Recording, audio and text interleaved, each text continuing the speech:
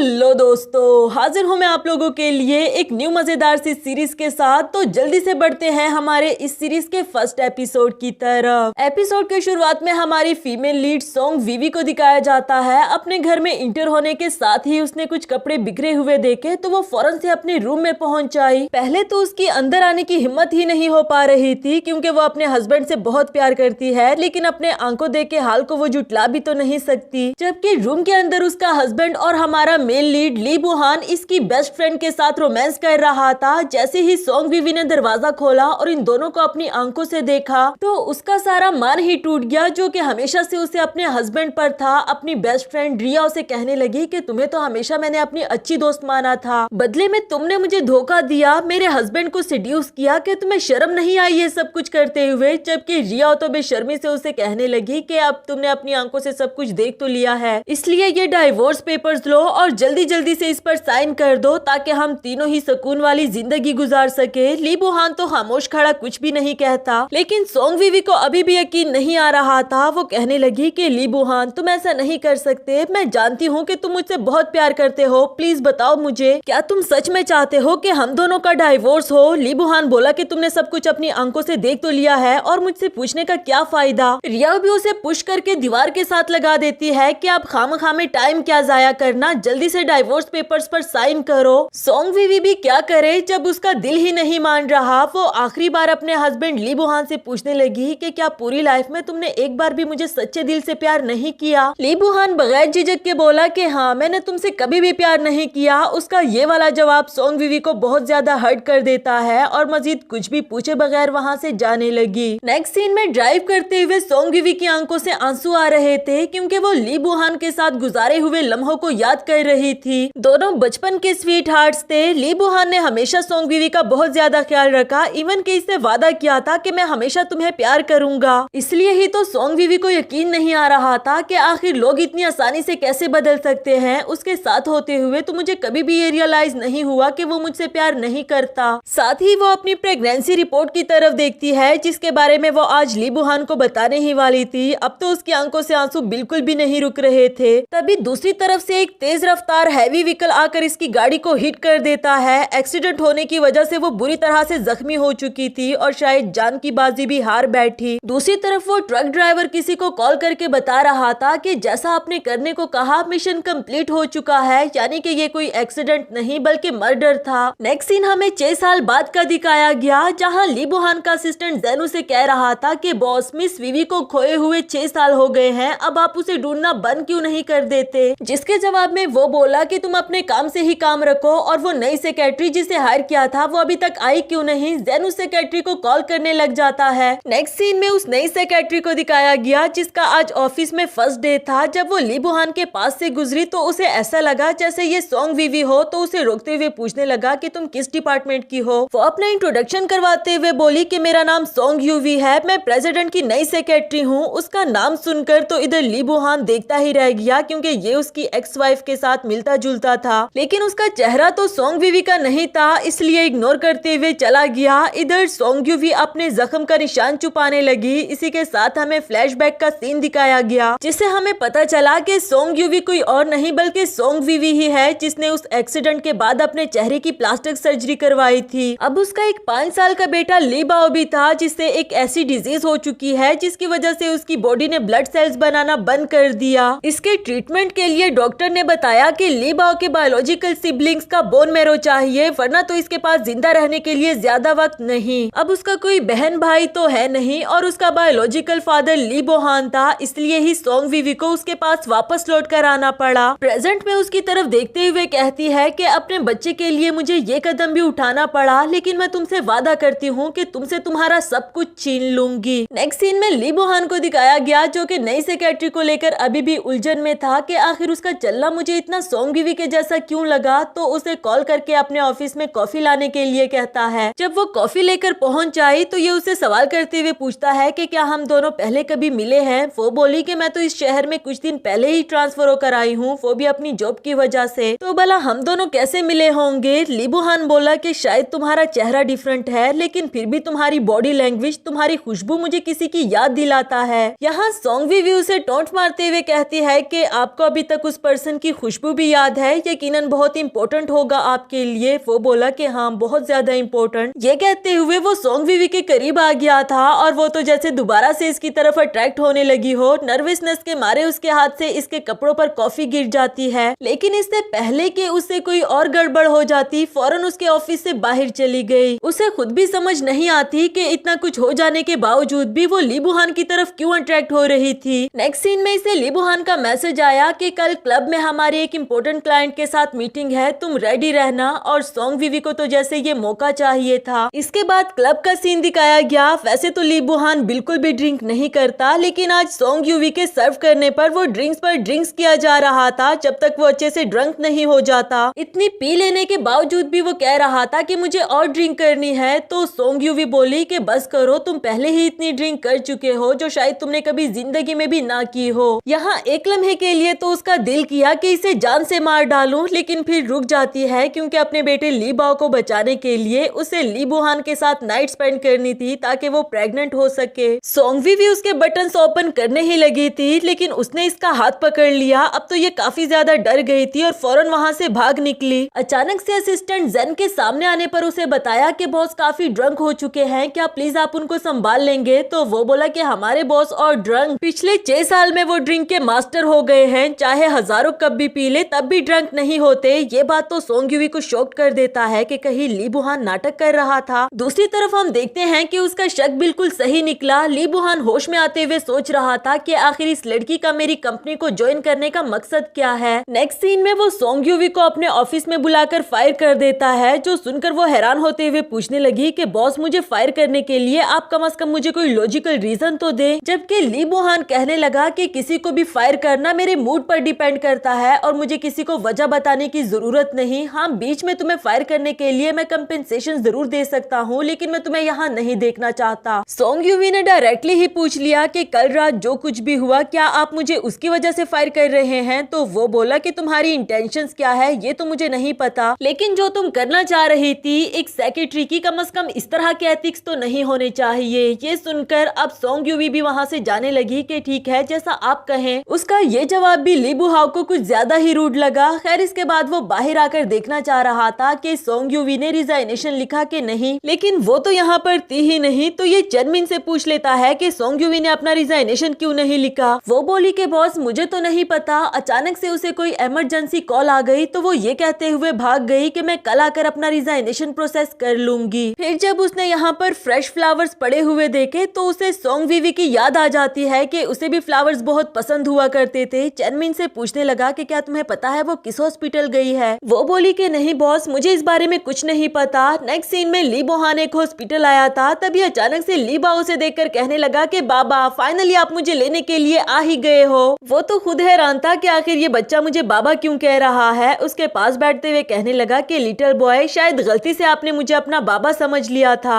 ली बाओ कहने लगा कि माफ करना अंकल, असल में एक अजीब हुलिये वाला अंकल मेरा पीछा कर रहा था तो बस उनसे जान छुड़ाने के लिए मैंने आपको बाबा कह दिया। ली बुहान उसे अप्रिशिएट करते हुए कहता है कि अरे वाह तुम तो कितने समझदार हो, तुम्हारे मम्मी पापा कहाँ है। तो वो बोला कि मेरे पापा वो तो हमारे पास नहीं है, मेरी मम्मी कहती है कि वो आसमान में एक स्टार बन चुके हैं और हमें देख रहे हैं। कभी कभी तो मैं उनको बहुत मिस करता हूँ। आई विश कि वो नीचे आकर हमारे साथ टाइम स्पेंड करे। खैर मैं अब चलता हूँ, मेरे अंकल मेरा वेट कर रहे होंगे, आप मेरी तरफ से ये टॉफी रख ले। जो देने के बाद वो फौरन वहाँ से भाग गया। थोड़ा आगे आने के बाद ली बुहान ने सोंग यूवी को एक डॉक्टर के साथ हंसते मुस्कुराते हुए देखा तो वो दिल ही दिल में सोचने लगा कि आखिर इन दोनों का आपस में क्या रिलेशनशिप होगा। तभी उसे एक नर्स ने आवाज देकर उसके ग्रैंडपा का रूम नंबर बताया, जिसके बाद वो अपने ग्रैंडपा से मिलने के लिए आता है। ग्रैंडपा तो इसे डांट रहे थे कि मेरे बारे में तुम्हें परेशान होने की जरूरत नहीं, मेरे लिए हर हाल में सोंग वीवी को ढूंढ कर लाओ, मैं खुद ही ठीक हो जाऊंगा। मैं उसे अनाथ आश्रम से लेकर आया था, उसे वादा किया था कि मैं सारी जिंदगी उसका ख्याल रखूंगा, लेकिन तुमने मेरा मान तोड़ दिया, मुझे डिसअपॉइंट किया है। ली बुहान नजरें झुकाए हुए शर्मिंदा होकर उनके सामने बैठा हुआ था। साथ ही वो आज से 6 साल पहले के बारे में सोचता है जब उसने सोंग वीवी से कहा था कि हाँ मैंने तुमसे कभी भी प्यार नहीं किया। जब वो चली जाती है तो ये भी उसके पीछे जाना चाह रहा था, पर ये राव ने उसे रोक लिया कि तुम बना बनाया हुआ प्लान खराब क्यों करना चाह रहे हो। यानी कि ये सब कुछ ली बुहान ने किसी मजबूरी के तहत किया था। प्रेजेंट में वो दिल ही दिल में कह रहा था कि सोंग वीवी पिछले 6 साल से मैं और ग्रैंडपा दोनों तुम्हें ढूंढ रहे हैं, हैं, तुम कहाँ हो, प्लीज वापस आ जाओ। नेक्स्ट सीन में विवी ली बाओ को हॉस्पिटल के वार्ड में सुला रही थी, तभी उसे ली बोहान का मैसेज आया कि बाहर आओ, मैं तुमसे कुछ बात करना चाहता हूँ। मैसेज देखकर जब वो बाहर आई और ली बोहान को ड्रिंक करते हुए देखा तो कहने लगी कि आखिर ऐसा भी क्या हो गया जो आप ड्रिंक करने लग गए हो, मुझे ही देख लो, आज बॉस ने बिना किसी वजह मुझे जॉब से फायर कर दिया, तो क्या मैं भी ड्रिंक करने के लिए चली जाऊं? ली बोहान बोला कि शायद तुमने जिंदगी में कभी चोट ना खाई हो, इसलिए तुम्हें मेरे दर्द का एहसास नहीं होगा। ये बात सुनकर सोंग यूवी उसे अपने जिस्म पर लगा हुआ निशान दिखाते हुए कहती है कि किसने कहा मैंने कभी चोट नहीं खाई, पर खैर वो वक्त गुजर चुका है। ली बोहान कहने लगा कि जिस्म पर खाई हुई चोट वक्त के साथ साथ खत्म हो जाती है, लेकिन दिल का दर्द बहुत बदतरीन होता है जो कभी भी खत्म नहीं होता। इस पर सोंग यूवी उसे फ्लावर दिखाते हुए बोली कि एक फूल के मुरझा जाने के बाद दूसरा फूल भी तो खिलकर आता है ना, इस तरह जिंदगी में कभी न कभी खुशियां भी जरूर आती है। उसकी ये बात सुनकर ली बोहान को याद आया कि सेम ऐसा ही मुझे विवी ने भी कहा था, मगर वो आंखों का धोखा तो नहीं खा सकता क्योंकि ये लड़की विवी तो नहीं। खैर इसके बाद बातों ही बातों में दोनों एक दूसरे के साथ खेलना कूदना शुरू कर देते हैं और इसी दौरान ली बोहान उसके बहुत ज्यादा करीब आ गया था। सिर्फ यही नहीं बल्कि करीब आने के साथ साथ उसे सोंग यूवी में सोंग विवी नजर आने लगी और कहता है कि विवी तुम वापस आ गई हो, मैंने तुम्हारा कितना इंतजार किया। ये कहते साथ ही वो उसे फोर्सफुली किस करने लगा। इसके बाद दोनों बेडरूम तक आ गए थे, लेकिन अभी भी सोंग यूवी उसे खुद से दूर नहीं करती क्योंकि वो अपने मकसद में कामयाब होना चाहती थी। लेकिन अचानक जब उसे याद आया कि ली बोहान की वजह से उसे कितना कुछ सहना पड़ा तो फौरन उसे खुद से दूर करते हुए वहां से भाग जाती है और इसी के साथ हमारा फर्स्ट एपिसोड खत्म हुआ।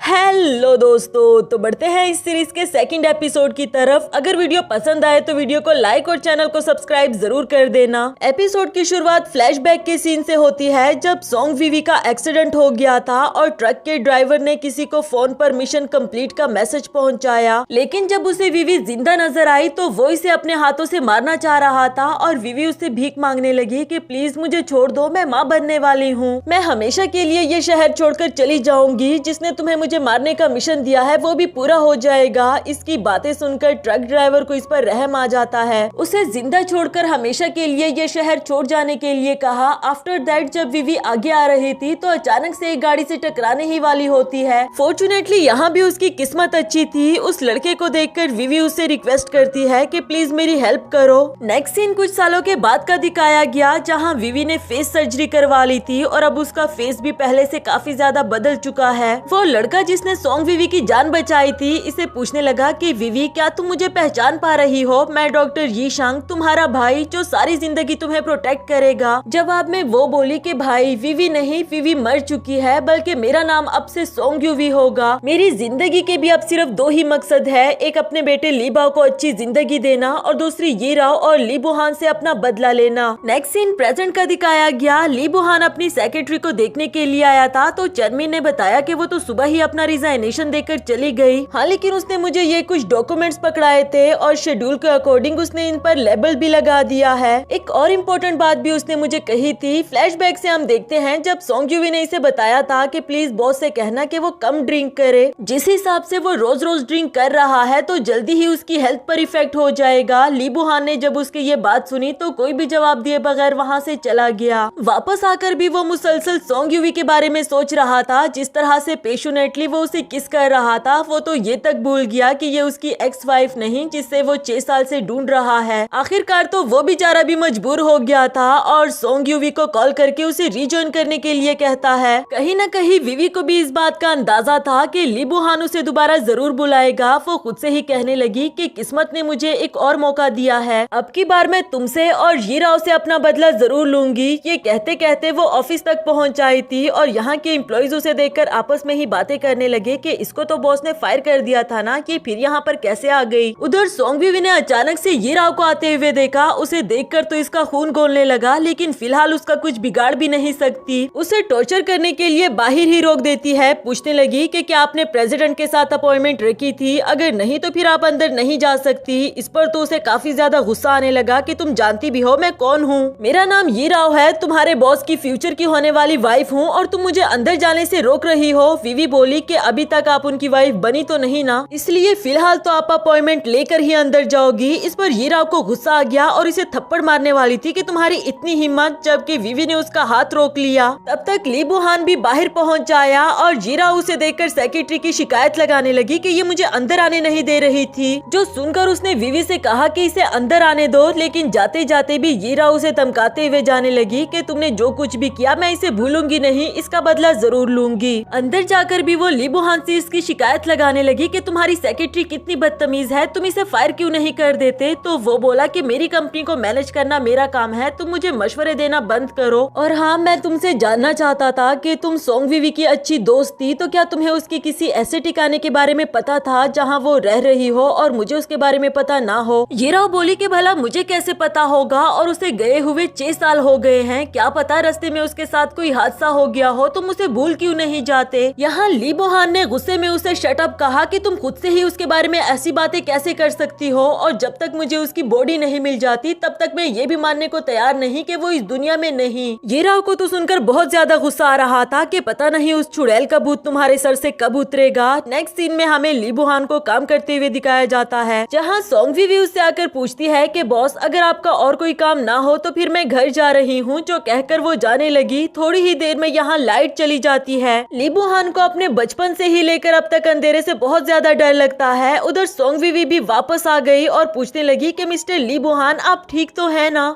वो तो इसे देखते साथ ही जोरों से हक कर देता है कि प्लीज कुछ देर के लिए मुझे छोड़कर मत जाओ, जबकि विवी दिल ही दिल में कहने लगी कि इतने साल गुजर गए हैं लेकिन अभी भी तुम्हें अंधेरे से डर लगता है। फ्लैशबैक से हम देखते हैं कि पहले भी कभी लाइट चली जाती तो ली बुहान को डर लगता था और विवी उसे संभालती कि तुम डरो नहीं, मैं हूँ ना तुम्हारे पास। प्रेजेंट में भी वो ली बुहान को संभाल रही थी कि आप फिक्र नहीं करे, मैंने कॉल करवा दी है, लाइट आती ही होगी। थोड़ी ही देर में लाइट भी आ गई। दोनों ही खुद को एक दूसरे के इतना करीब देखकर फौरन से दूर हो जाते हैं। ली बुहान उसे पूछने लगा कि तुम्हें कैसे पता था कि मुझे अंधेरे से डर लगता है और तुम वापस क्यों चली आई। इस पर विवी ने बहाना लगा दिया कि असल में मेरी चाबियां यहाँ पर रह गई थी, मैं वही लेने के लिए वापस आई थी, अब मैं चलती हूँ। पता नहीं क्यों लेकिन ली बुहान को अभी भी उसके कहने पर पूरी तरह से यकीन नहीं हुआ, जबकि फ्लैशबैक से हम देखते हैं कि विवी ने जानबूझकर पावर कट किया था ताकि बहाने बहाने से वो ली बुहान के दिल में अपने लिए जगह बना सके और आहिस्ता आहिस्ता उसके साथ रिलेशनशिप में आ जाए। अगली सुबह ली बुहान उसे कॉफी देते हुए कल रात के लिए शुक्रिया अदा करता है और बताया कि ये कॉफी मैंने स्पेशली तुम्हारे लिए बनाई, इसे टेस्ट करके बताओ कि कैसी बनी है। विवी ने भी जल्दी जल्दी से कॉफी को टेस्ट कर लिया, पर जिस तरह से ली बुहान उसे देख रहा था ऐसा लग रहा है कि कुछ गड़बड़ है। नेक्स्ट सीन हमें एक मीटिंग का दिखाया गया, जहाँ ली बुहान तो क्लाइंट के साथ बातों में मसरूफ था, लेकिन इधर विवी की तबीयत बहुत ज्यादा खराब हो गई। वो दिल ही दिल में सोचने लगी कि क्या उस कॉफी में कुछ मिला हुआ था। अचानक से जब ली बुहान की उस पर नजर पड़ी तो फौरन उसे संभालने लगा कि क्या हुआ, तुम ठीक तो हो ना। दिल ही दिल में वो सोचने लगा कि विवी को बीन्स से एलर्जी तो जरूर थी, लेकिन ऐसा तो कभी भी नहीं हुआ कि उसकी तबीयत इतनी ज्यादा खराब हो गई हो। खैर वो जल्दी जल्दी से सोंग विवी को उठाते हुए हॉस्पिटल ले आया। नेक्स्ट सीन में विवी को वो एक्सीडेंट वाले सपने आ रहे थे और वो ऊंची आवाज में चिल्लाते हुए कहती है कि प्लीज मुझे मत मारो, मुझे मत मारो। ली बुहान भी उसकी ये हालत देखकर सोचने लगा कि पता नहीं इसकी लाइफ में इसके साथ क्या हुआ होगा। फिलहाल के लिए तो उसे होश भी आ गया। तभी ली बुहान को असिस्टेंट जेन की कॉल आई, जो इसे बता रहा था कि बॉस आपके कहने पर मैंने सेक्रेटरी की सारी इन्वेस्टिगेशन करवा ली है,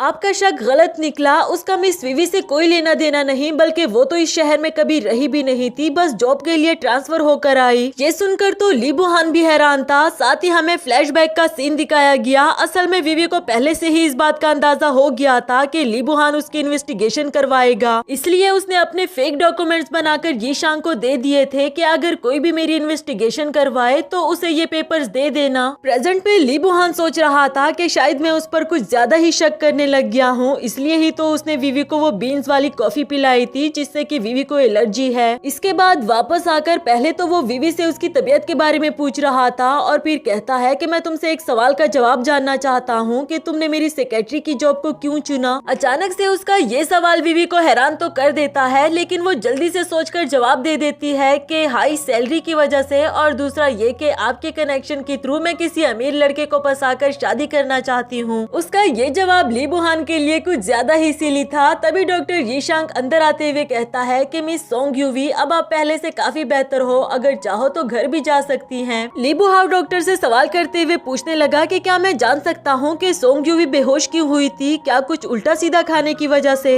यीशांग समझ चुका था कि वो क्या जानना चाह रहा है, इसलिए उसने फूड एलर्जी तो बिल्कुल भी नहीं बताई, बल्कि कुछ और रीजन बता देता है। लेकिन ली बुहान को पूरी तरह से उसकी बात का यकीन नहीं होता। नेक्स्ट सीन में यीशांग वीवी को बता रहा था कि तुम्हारा शक बिल्कुल सही निकला, वो लोग तुम्हें इन्वेस्टिगेट करवा रहे हैं। अच्छी बात तो ये है कि तुम इसके लिए पहले से ही प्रिपेयर्ड थी। वीवी बोली कि हाँ आप ठीक कह रहे हो, लेकिन अब शायद हमारे प्लान के लिए हमारे पास ज्यादा वक्त नहीं, मुझे जल्द से जल्द कुछ करना होगा। नेक्स्ट सीन में यीराओ को दिखाया गया। उसने जब सोशल मीडिया पर वो पिक्चर देखी जहाँ ली बुहान ने अपनी सेक्रेटरी को उठाया हुआ था, तो उसे काफी ज्यादा गुस्सा आ गया। वो कहती है कि यू बिच, अब तुम मुझे मजबूर कर रही हो कि मैं तुम्हें जल्द से जल्द यहाँ से दफा करूँ। दूसरी तरफ ली बुहान वीवी के पास एक ड्रेस लेकर आता है कि ये मेरी तरफ से तुम्हारे लिए गिफ्ट है, जो देखकर तो वीवी ने इस पर गुस्सा करना शुरू कर दिया कि आपको मुझे गिफ्ट देने की जरूरत ही क्या है, पहले ही ऑफिस में हमारे बारे में कितने सारे रूमर्स फैल चुके हैं कि हम दोनों का अफेयर चल रहा है, क्या आप इसे और बढ़ाना चाहते हो? बेचारे ली बुहान को तो बोलने का मौका तक नहीं दे रही थी। आखिरकार वो इसे रोकते हुए कहने लगा कि मिस सोंग यूवी, शाम को हमारी एक बहुत ही इम्पोर्टेंट बिजनेस पार्टी है, क्या तुम्हारी ये पहनी हुई ड्रेस पार्टी में ले जाने के काबिल है? इसलिए ही मैंने तुम्हें ये नई ड्रेस गिफ्ट की और ये मेरी रिस्पॉन्सिबिलिटी का हिस्सा है। ये सुनकर तो अब वीवी भी थोड़ी शर्मिंदा हो गई थी कि अच्छा तो आपने ये गिफ्ट मुझे इसलिए दिया। जबकि ली बुहान चेनमिन से कहने लगा कि आज के बाद अगर ऑफिस में हम दोनों के अफेयर के बारे में किसी ने भी बात की तो मेरे पूछे बगैर ही उसे फायर कर देना।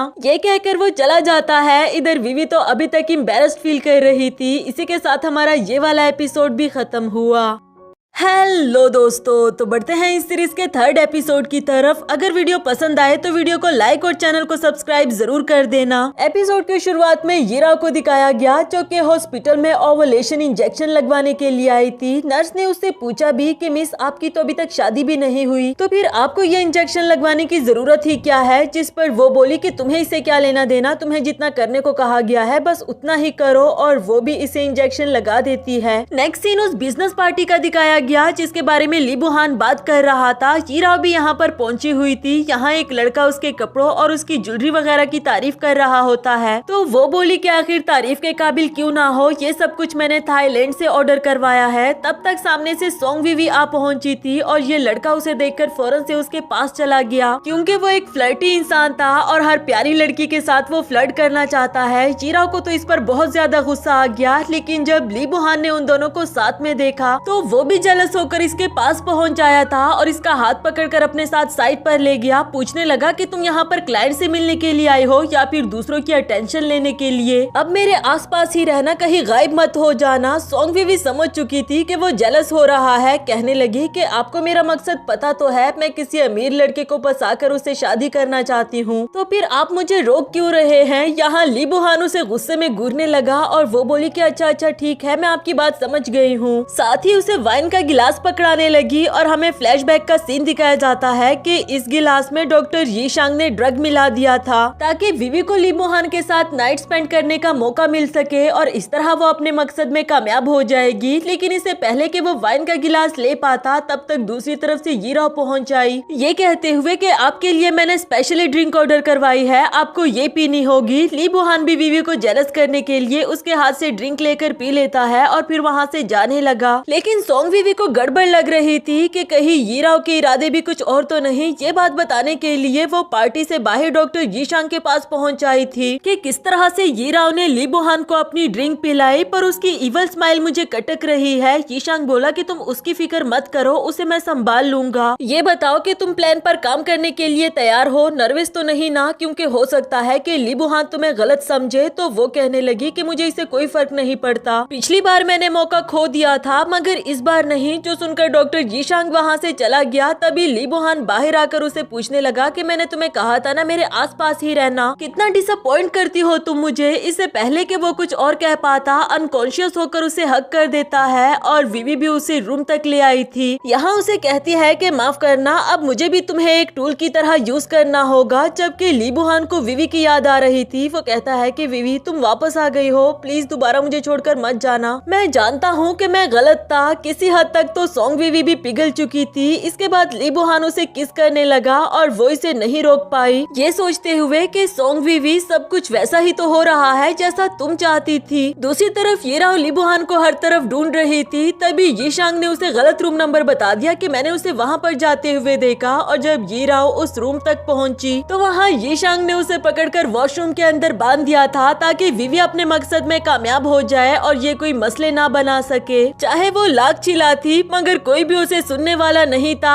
यहाँ विवी ने भी अपना मिशन कंप्लीट कर लिया था, लेकिन इतनी आसानी से वो ली बुहान के रूम से जाने वाली नहीं। मजे लेने के लिए उसके फेस पर टर्टर बनाती है और फिर खुशी खुशी वहाँ से चली गई। थोड़ी ही देर में यहाँ पर ये राव भी पहुँच आई जो कि काफी बुरे हाल में थी। ली बुहान उसे देखकर पूछने लगा कि तुम मेरे रूम में क्या कर रही हो, और वो बोली कि तुम्हारे फेस पर क्या लगा हुआ है। जब उसने अपने फेस पर देखा तो उसे थोड़ा थोड़ा याद आने लगा कि कुछ देर पहले उसके साथ कोई लड़की थी, मगर कौन ये उसे याद नहीं आ रहा। इधर ये राव को भी काफी ज्यादा गुस्सा आ रहा था क्योंकि उसका सारा का सारा प्लान चौपट हो गया। खैर ली बुहान ने उसे अपने रूम से बाहर जाने के लिए कहा, जिसके बाद वो खुद से ही कहता है कि वो जो भी लड़की थी मैं उसे ढूंढ निकालूंगा और असिस्टेंट जेन को कॉल करके सीसीटीवी कैमरा की फुटेज निकालने के लिए कहता है। अगली सुबह वो सबसे पहले सेक्रेटरी सॉन्ग यूवी को देखने के लिए आया था तो चेनमिन ने बताया कि आज वो ऑफिस नहीं आई क्योंकि उसकी तबीयत ठीक नहीं थी। ली बुहान सोच रहा था कि मुझे उस लड़की की स्मेल सॉन्ग यूवी की तरह क्यों याद आ रही है। तब तक असिस्टेंट जेन भी सीसीटीवी कैमरा की फुटेज लेकर पहुंच आया। इसमें वो फुटेज तो थी ही नहीं जिसे ली बुहान ढूंढ रहा था, तो वो दिल ही दिल सोचने लगा कि आखिर सॉन्ग यूवी के पास इतना पैसा कहां से आ सकता है कि वो सीसीटीवी कैमरा की रिकॉर्डिंग ही गायब करवा दे। जहां तक मुझे याद है तो उसका मकसद किसी अमीर लड़के को पटाकर उसे शादी करना था, और अगर मेरे साथ रात को वो ही थी तो वो मेरी वाइफ बनने की डिमांड कर सकती थी। भला वो सीसीटीवी फुटेज को क्यों डिलीट करवाती, ये तो उसके पास एक सबूत होता ना, पर शायद मैं उस पर खामखा का शक कर रहा हूँ। दूसरी तरफ सॉन्ग वीवी बार बार अपनी प्रेगनेंसी चेक करती रही, लेकिन अभी तक उसे कुछ पॉजिटिव रिस्पॉन्स नहीं मिला, जिसकी वजह से वो काफी डिसअपॉइंट हो गई थी। नेक्स्ट सीन में उसे ली बुहान ने एक एक्सपेंसिव गाड़ी अलॉट कर दी थी कि अब से तुम ऑफिस इसमें आया जाया करोगी, और जवाब में वो बोली कि इसकी क्या जरूरत थी, मैं तो मेट्रो के जरिए भी आराम से ऑफिस पहुंच सकती हूँ। उसका ये जवाब सुनकर ली बुहान सोच रहा था कि अगर इसके लिए पैसा इतना ही इम्पोर्टेंट होता तो ये गाड़ी देखकर इसे खुशी क्यों नहीं हुई। खैर वो फिर भी इसका हाथ पकड़कर जबरदस्ती गाड़ी में बिठा देता है कि ये हमारी कंपनी की रिपुटेशन का सवाल है, अब जल्दी से गाड़ी को स्टार्ट करो। जबकि विवी को ये गाड़ी देखकर अपना एक्सीडेंट याद आ रहा था। उसे बुरी तरह से एंजाइटी होने लगी और उसकी बिगड़ती हुई हालत देखकर ली बुहान से पूछने लगा कि तुम्हें क्या हुआ है। वो बोली कि कुछ नहीं, बस सालों पहले मेरा एक एक्सीडेंट हुआ था जो मुझे अभी तक नहीं भूलता। ली बुहान से पूछना चाह रहा था कि कब और कैसे हुआ, लेकिन आगे उसने कुछ भी नहीं बताया। नेक्स्ट सीन में ली बुहान के दिमाग में अभी भी वो बात गूंज रही थी, तो उसने अपने असिस्टेंट को इन्वेस्टिगेशन करने के लिए कहा कि आखिर सॉन्ग यूवी का एक्सीडेंट कब और कैसे हुआ था। दूसरी तरफ विवी अपनी प्रेगनेंसी को लेकर परेशान थी कि अभी तक मैं प्रेग्नेंट हुई क्यों नहीं। तभी ली बुहान ने उसकी आहट सुन ली थी तो चुपके से उसे देखने लगा और अचानक से स्लिप होकर नीचे गिर पड़ा। जब सॉन्ग विवी ने उसे देखा तो वो बहाना कर लेता है कि मैं तो पुशअप्स कर रहा हूँ। ये बोली कि झूठ मत बोले, आपको थका देने के लिए तो सिर्फ 30 पुशअप्स ही काफी है। यहाँ उसके मुंह से कुछ ज्यादा ही सच निकल गया था, तो फौरन से बहाना लगाते हुए कहने लगी कि मैं तो मजाक कर रही हूँ। जब वो जाने लगी तो ली बुहान अपना शक क्लियर करने के लिए उसे विवी कहकर पुकार देता है और वो भी फौरन से रिस्पॉन्स देते हुए मुड़ आई। ये पूछने लगा कि क्या तुम्हारा नाम विवी है, तो वो बोली कि मुझे ऐसा लगा कि आपने मुझे पुकारा क्योंकि मेरा नाम और आपकी एक्स वाइफ का नाम जरा मिलता जुलता है ना। फ्यूचर में आप चाहो तो मुझे सेक्रेटरी सॉन्ग कहकर पुकारना ताकि कोई कंफ्यूजन ना हो। साथ ही वो टेबल पर चलते हुए कॉकरोच को मार देती है। उसकी ये हरकत देखने के बाद ली बुहान ने उसे जाने के लिए कहा और वो दिल ही दिल में सोच रहा था कि विवी तो इस तरह की गंदी चीजों को कभी भी हाथ ना लगाती, शायद मैं कुछ ज्यादा ही इस पर शक कर रहा हूँ। दूसरी तरफ चेनमिन जेन के पीछे भाग रही थी कि रुको जरा, तुम्हें मैं छोड़ूंगी नहीं, और वो बोला कि सेक्रेटरी सॉन्ग प्लीज मुझे बचा लो। चेनमिन ने उसे बताया कि इतनी मुश्किल से तो मुझे एक लड़का मिला था डेट करने के लिए, ये उसके साथ भी मैं इम्प्रेस करना चाह रहा है। विवी बोली कि तुम फिक्र नहीं करो, तुम्हें इस दुनिया का सबसे अच्छा लड़का मिलेगा। और वो बोली कि इस दुनिया का सबसे अच्छा लड़का तो मैं अभी भी हमारे CEO मिस्टर ली बुहान को मानती हूँ, क्योंकि वो बहुत लॉयल है। उसकी वाइफ को गुजरे हुए 6 साल हो गए, मगर वो अभी भी अपनी वाइफ को ढूंढता रहता है। सोंग विवी को भी उसकी बात सुनकर ली बुहान के लिए बुरा लग रहा था। तभी चनमिन बोली कि तुम भी तो सिंगल हो ना, अब तो ऑफिस की भी छुट्टी हो गई है, प्लीज मेरे साथ चलो, मैं अपने डेट से मिलने के लिए जाने वाली हूँ और अकेले जाने की हिम्मत तो मेरी बिल्कुल भी नहीं हो पा रही। विवी तो उसके साथ नहीं जाना चाहती थी, मगर फिर भी चनमिन उसे जबरदस्ती अपने साथ ले जाने लगी। जाते जाते हुए उसे असिस्टेंट जेन ने देख लिया कि ये चनमिन स्कर्ट पहनकर कहाँ जा रही है। ली बुहान देखे बगैर कहता है कि तुम्हें उससे क्या लेना देना, लेकिन जब जेन ने बताया कि सेक्रेटरी सोंग क्यूई भी उसके साथ है तो उसने यू टर्न ही ले लिया और कहता है कि देख क्या रहे हो, उनके पीछे जाओ। दोनों ही इनके पीछे एक रेस्टोरेंट तक पहुंच आए थे। यहाँ चनमिन जिस लड़के के साथ डेट करने के लिए आई थी वो लड़का कम और अंकल ज्यादा लग रहा है। बेचारी को देखकर अफसोस तो बहुत हुआ, लेकिन अब जब वो यहाँ तक आ ही गई तो अपने साथ साथ विवी को भी बिठा देती है। तब तक पीछे ली बुहान भी आकर एक टेबल पर बैठ गया और गुस्से में विवी को घूर रहा था। फिर उसे मैसेज करते हुए कहता है कि तुम्हारे पास कुछ ज्यादा ही फालतू टाइम नहीं आ गया जो तुम फजूल किस्म के लोगों से मिलने के लिए आई हो। उसका मैसेज देखकर विवी ने उसे पीछे बैठे हुए देख लिया था, लेकिन फिर भी बहुत एटीट्यूड में जवाब देते हुए कहने लगी कि अब तो ऑफिस से छुट्टी हो चुकी है, इसलिए मेरी मर्जी, मैं जहाँ भी जाऊँ। इस पर ली बुहान ने उसे कुछ एक्स्ट्रा काम देकर ओवर टाइम करने के लिए कहा, पर ये बोली कि प्लीज अपनी अथॉरिटी का यूज मत करे, मैं यहाँ से कहीं नहीं जाने वाली। तभी उनमें से एक लड़का विवी को टच करने लगा था कि तुम काफी परेशान लग रही हो, लेकिन इससे पहले ही ली बुहान ने आकर उसका हाथ पकड़ लिया कि तुम्हें टच करने की इजाजत किसने दी। वो लड़का भी यही पूछ रहा था कि तुम कौन हो और ये लड़की तुम्हारी क्या लगती है जो तुम मुझे इसे टच करने से रोक रहे हो। तो वो बोला कि ये सिर्फ मेरी है, मेरी सेक्रेटरी।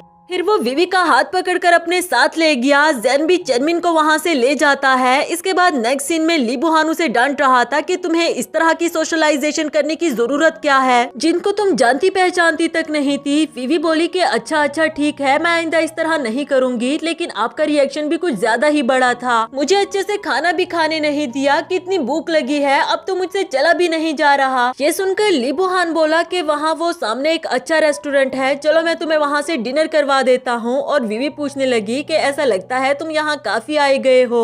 वो बोला कि हाँ, मैं अपनी एक्स वाइफ के साथ आता था। विवी पूछने लगी कि क्या मैं तुम्हें अपनी एक्स वाइफ की तरह लगती हूँ, तो वो बोला कि नहीं, तुम दोनों बिल्कुल भी सेम नहीं। यहाँ विवी ने उसे खींच कर अपनी करीब कर लिया था और कहती है कि जरा गौर से देखो, क्या मैं तुम्हें अपनी एक्स वाइफ की तरह नहीं लगती। इसी के साथ हमारा ये वाला एपिसोड भी खत्म हुआ। हेलो दोस्तों, तो बढ़ते हैं इस सीरीज के 4th एपिसोड की तरफ। अगर वीडियो पसंद आए तो वीडियो को लाइक और चैनल को सब्सक्राइब जरूर कर देना। एपिसोड की शुरुआत फ्लैशबैक के सीन से होती है, जहां ली बुहान सोंग विवी को इसी रेस्टोरेंट लेकर आया था। वो काफी थक चुकी थी और कहती है कि रुको तो सही, तुम कितना तेज तेज चल रहे हो। इसी दौरान ली बुहान को एक इम्पोर्टेंट कॉल आ गई थी, तो वो सोंग विवी से ये कहकर वहाँ से भाग निकला कि एक इमरजेंसी हो गई, मुझे जाना होगा। विवी को उसका ऐसे चले जाना बिल्कुल भी अच्छा नहीं लगा। वो काफी देर तक वहीं पर बैठकर ली बुहान का वेट करती रही और काफी टाइम के बाद जब वो वापस आ गया तो उससे कहने लगा कि तुम कितनी बुद्धू हो, घर चली जाती, कब से यहाँ पर बैठकर वेट कर रही हो। और वो बोली कि मुझे लगा था अब तुम्हें मेरी जरूरत नहीं है, तुम मुझे छोड़कर चले गए हो। इस पर ली बुहान बोला कि पागल हो गई हो क्या, भला तुम मुझे क्यों नहीं चाहिए होगी। अच्छा चलो, मैं वादा करता हूँ कि आज के बाद मैं ऐसे कभी भी नहीं जाऊंगा। प्रेजेंट में भी कुछ ऐसा ही सीन होता है। सोंग यूवी काफी ज्यादा थक चुकी थी। वो कहती है कि मिस्टर ली बुहान, आप मुझे इतना टॉर्चर क्यों कर रहे हो, ये जानते हुए भी कि मुझसे और नहीं चला जा रहा। इसी दौरान ली बुहान को जेन की कॉल आई कि हमारे अब्रॉड वाले क्लाइंट अचानक से आपसे मिलने के लिए आए हैं, लेकिन ली बुहान ने जाने से मना कर दिया। वो कहता है कि फिलहाल मैं बिजी हूँ, उससे नहीं मिल सकता। विवी ने बताया भी कि वो प्रोजेक्ट हमारे लिए बहुत ज्यादा इम्पोर्टेंट है, लेकिन फिर भी वो नहीं माना और कहता है कि मेरे लिए इतना भी इम्पोर्टेंट नहीं, चलो मैं तुम्हें उठा कर ले जाऊँ, तुमसे नहीं चला जा रहा ना। फिर झुकते हुए उसे अपने पीठ पर चढ़ने के लिए कह रहा था। सोंग यूवी बोली कि ऐसा लग रहा है आपको काफी प्रैक्टिस है, और ये कहने लगा कि नहीं, तुम वो पहली लड़की हो जिसे मैं उठा कर ले जाने वाला हूँ। वो मजीद से टीस करते हुए पूछ रही थी कि क्या आपने कभी अपनी फियोंसी यीरा को भी नहीं उठाया, जिस पर ली बुहान ने बताया कि पहली बात तो ये वो मेरी फियोंसी नहीं है, और दूसरी बात ये कि मैं उसे क्यों उठाने लगा। अब चलो भी, हमें जाना नहीं है क्या। ये कहकर वो उसे अपने बहुत करीब ले आया था और ये वाला मोमेंट उसे काफी फेमिलियर लगा। उसे विवी की याद आने लगी थी। विवी के साथ भी कुछ ऐसा ही हुआ। दोनों एक दूसरे को कब किस करने लगे ये तो इन्हें पता तक नहीं चला। और थोड़ी देर बाद जब इन दोनों को रियलाइज हुआ कि वो दोनों बॉस और सेक्रेटरी हैं, तो काफी ऑकवर्ड फील करते हैं। मन ही मन सोच रहे थे कि आखिर इतनी बड़ी गलती हो कैसे गई हमसे। ली बुहान बोला कि क्या हम ऐसा प्रिटेंड कर सकते हैं कि हमारे बीच कुछ भी नहीं हुआ। विवी ने तो इसे लड़ना ही शुरू कर दिया कि कैसे कुछ नहीं हुआ, ये मेरी फर्स्ट किस थी और आप कह रहे हो कि मैं इसे भूल जाऊं। ली बुहान बोला कि अगर ये फर्स्ट किस थी तो वो जो लास्ट टाइम हमने किया था वो क्या था। दोनों ही एक दूसरे के साथ बहस पर उतर आए थे। इसके बाद नेक्स्ट सीन में यीराओ ने विवी को मिलने के लिए बुलाया था और उसे धमकाते हुए कहती है कि ली बुहान से दूर रहो वरना तो तुम्हारे साथ क्या होता है इसकी जिम्मेदार मैं नहीं होंगी। विवी भी उसे डरने वाली कहाँ थी, वो करारा जवाब दे देती है। इससे पहले कि यीराओ उसके ऊपर कॉफी गिराती, विवी ने उसके ऊपर गर्म पानी गिरा दिया और दोनों की लड़ाई आपस में स्टार्ट हो जाती है। नेक्स्ट सीन में ली बुहान यीराओ को पिक करने के लिए आया था और उसे पूछता है कि क्या हुआ, तो वो बोली कि देखो ना तुम्हारी सेक्रेटरी ने मेरे ऊपर गर्म पानी गिरा दिया, ये बिल्कुल भी अच्छी लड़की नहीं है। असल में उसे अंदाजा नहीं था कि सेक्रेटरी सोंग यूवी भी यहाँ पर होगी। सोंग यूवी उसे कहती है कि मिस्टर ली बुहान आपकी फियोंसी को कोई गलतफहमी हो गई है कि आप मुझे लाइक करने लगे हो, इसलिए ही इसने मुझे धमकाने के लिए बुलाया था। अब तुम इसके सामने ही बता दो क्या तुम मुझे लाइक करते हो। इससे पहले कि वो कुछ कह पाता यीराओ बोली कि रहने दो, मैं जानती हूँ कि इस लड़की ने ही तुम्हें सेड्यूस किया होगा। तब तक यीशांग भी विवी को रिसीव करने के लिए आ गया था। उसे देखकर तो ली बुहान को बिल्कुल भी अच्छा नहीं लगा और पूछता है कि आखिर तुम इसके क्या लगते हो। लेकिन विवी बोली कि तुम्हें इसे क्या लेना देना, तुम अपनी फियोंसी को लेकर घर जाओ। इसके बाद गाड़ी में भी बैठकर वो सोंग यूवी के बारे में सोच रहा था कि क्या मैं सच में उसे प्यार करने लगा हूँ। यहाँ यीराओ की बातों की तरफ तो उसका बिल्कुल भी ध्यान नहीं था। आखिरकार गाड़ी को रोककर उसे उतरने के लिए कहा कि मुझे कुछ जरूरी काम है, तुम खुद ही घर चली जाओ। जबरदस्ती उसे अपनी गाड़ी से उतार देता है और फिर दिल ही दिल में कहने लगा कि सोंग विवी मैं आ रहा हूँ तुम्हें तुम्हारे सवाल का जवाब देने। दूसरी तरफ विवी यीशांग से कह रही थी कि आपको वहाँ पर नहीं आना चाहिए था। अगर ली बुहान को हमारे सीक्रेट के बारे में पता चल जाता तो, क्योंकि अभी तक भी मैं अपने मकसद में कामयाब नहीं हुई, शायद मुझे कोई और मौका ढूंढना होगा। यीशांग बोला कि तुम फिक्र नहीं करो, मैं भी साथ साथ मैचिंग का बोन मैरो सर्च कर रहा हूँ। दूसरी तरफ यीराओ ने किसी को सोंग यूवी के इन्वेस्टिगेशन करने के लिए कहा कि पहले वो विवी मुझ पर अजाब बनी हुई थी और अब ये सोंग यूवी। इधर सोंग यूवी जब घर पहुंची तो ली बुहान पहले से ही खड़ा उसका वेट कर रहा था। कहने लगा कि मैंने सुना है तुमने यीराओ को अच्छे से मारा पीटा, अगर मुझे पहले पता होता ना तो मैं भी उसे तुम्हारे साथ पीट लेता। विवी को तो उसकी बातों पर हंसी आ रही थी कि इतनी रात को तुम मुझे सिर्फ ये कहने के लिए आए थे, चलो ठीक है अब जाओ भी। लेकिन वो बोला कि इतनी रात को मैं तुम्हारे पास आया हूँ और अब तुम मुझे घर के अंदर भी आने नहीं दोगी। ये सुनकर विवी सोच में पड़ गई कि अंदर तो ली बाओ भी है, मैं इसे कैसे लेकर जाऊँ। कि तभी ली बाओ ने दरवाजा खोल दिया। वो कहता है कि मॉम आप आ गई हैं। ली बुहान तो उसे देखकर शॉक्ड ही हो गया कि अरे लिटिल रैबिट तुम यहाँ। घर में इंटर होने के बाद ली बाओ ने उसे अपना नाम बताया। इससे पहले कि वो कुछ और बताता इधर सोंग यूवी कहने लगी कि ये मेरे भाई का बेटा है और मैं इसकी आंटी लगती हूँ। ली बाओ भी बहुत होशियार बच्चा था, कहने लगा कि आंटी आपको याद है हॉस्पिटल में मैंने आपको बताया था कि मैं एक हैंडसम अंकल से मिला, वो यही अंकल है। इस पर वो कहने लगी कि बेटा आपके ये हैंडसम अंकल मेरे बॉस हैं। विवी को इन दोनों को ऐसे हंसते खेलते हुए देखकर काफी अच्छा लग रहा था। थोड़ी ही देर में दोनों को भूख लग गई तो विवी ने इन दोनों के लिए मिडनाइट स्नैक्स बनाए। जैसे ही ली बुहान ने टेस्ट किया तो ये टेस्ट उसे बहुत ज्यादा फेमिलियर लगा, साथ ही उसे विवी के साथ गुजारे हुए लम्हों की याद आने लगी। वो दिल ही दिल में सोच रहा था कि ये टेस्ट बिल्कुल विवी के हाथ का लग रहा है। उसे पूछ भी लिया कि क्या ये खाना तुमने अपने हाथों से बनाया, इसका टेस्ट मुझे किसी की याद दिला रहा है। जबकि विवी दिल ही दिल में सोच रही थी कि तुम्हें क्या पता जो तुम्हारे सामने बैठे हैं वो तुम्हारी वाइफ और तुम्हारा बेटा है। बरसों पहले मैंने इस हैप्पी फैमिली का ख्वाब देखा था जो तुमने पूरा होने नहीं दिया। बीच में लीबा पूछने लगा कि अंकल मेरी आंटी सिंगल है और आप भी सिंगल हैं, तो क्यों ना आप दोनों एक दूसरे से शादी कर ले। विवी को तो उसकी ये बात बहुत सिली लगी। जबकि ली बुहान बोला कि बेटा तुम्हारी आंटी तो बिल्कुल भी प्यारी नहीं, इससे कौन लड़का शादी करेगा। ये सुनकर तो विवी और उसके बीच में बहस छिड़ जाती है, जबकि ली बुहान सिर्फ उसे टीज कर रहा था। नेक्स्ट सीन में वापस जाते हुए ली बुहान बाहर खड़ा सोच रहा था कि उस दिन हॉस्पिटल में ली बाओ ने मुझे साफ साफ लफ्जों में बताया था कि उसके फादर की डेथ हो चुकी है, तो फिर आज सोंग यूवी ने झूठ क्यों बोला कि ये बच्चा उसके भाई का बेटा है जो कि कुछ दिनों के लिए इसके घर में छोड़कर गया है। दूसरी तरफ विवी को भी काफी ज्यादा बुरा लग रहा था कि वो एक बाप को अपने बेटे से दूर रख रही है, लेकिन वो दिल ही दिल में सोचने लगी कि ली बुहान तुमने जो कुछ भी किया इसकी सजा तो तुम्हें मिलनी ही चाहिए। ली बुहान के जाने से पहले ही वो बाहर आकर उसे पूछने लगी कि आज सुबह मैंने तुमसे एक सवाल पूछा था कि क्या तुम मुझे लाइक करते हो या नहीं, जिस पर उसने जवाब दिया कि हाँ मैं तुम्हें लाइक करता हूँ, बल्कि बहुत ज्यादा लाइक करता हूँ, पर मैं नहीं जानता कि क्या इसलिए क्योंकि तुम मुझे मेरी एक्स वाइफ विवी की तरह दिखती हो। फॉर्मल तरीके से उसे विवी का इंट्रोडक्शन करवाया और बताया कि आज से 6 साल पहले वो कहीं खो चुकी है, जो कहने के बाद वो वहाँ से चला गया। लेकिन विवी को अभी भी काफी ज्यादा बुरा लग रहा था। एक तो वो अपना बदला भी लेना चाहती है और ऊपर से उसे ली बुहान पर रहम भी आ जाता। अगली सुबह विवी उसके ऑफिस में आने का वेट कर रही थी, मगर अभी तक वो आया नहीं। तो चनमिन बोली कि अगर तुम बॉस का वेट कर रही हो तो वो आज ऑफिस नहीं आने वाले, क्योंकि 6 साल पहले उनकी एक्स वाइफ आज के दिन ही लापता हो गई थी और बॉस आज का पूरा दिन घर ही रहकर भूखा गुजारेंगे। वैसे तो सबको यही लगता है कि उनकी एक्स वाइफ विवी की डेथ हो चुकी, मगर बॉस इस बात को मानने को तैयार ही नहीं, क्योंकि उनकी डेड बॉडी नहीं मिली थी। उनके कपड़ों को ही दफनाकर उनकी कब्र बनाई गई है और बॉस तो अभी तक उन्हें ढूंढते रहते हैं। नेक्स्ट सीन में हमें ली बुहान को दिखाया गया, जो कि आज पहली बार विवी के कब्र पर आया था। अपने दिल का बोझ हल्का करने के लिए उसे बता रहा था कि एक लड़की है जो मुझे बिल्कुल तुम्हारी तरह लगती है। मेरी अटेंशन उसकी तरफ इसलिए जाती है क्योंकि उसकी सारी हरकतें बिल्कुल तुम्हारी तरह है। मैं उसे वैसे ही ट्रीट करने लगा हूँ जैसे मैं तुम्हें ट्रीट किया करता था। मुझे समझ नहीं आ रही कि आखिर मुझे हो क्या रहा है। पिछले 6 साल से तो मैं सिर्फ तुम्हें ही ढूंढता रहा। आई विश कि उस वक्त हालात ऐसे ना बनते तो मैं कभी भी तुम्हें खुद से दूर जाने ना देता। फ्लैशबैक से हमें 6 साल पहले का सीन दिखाया गया।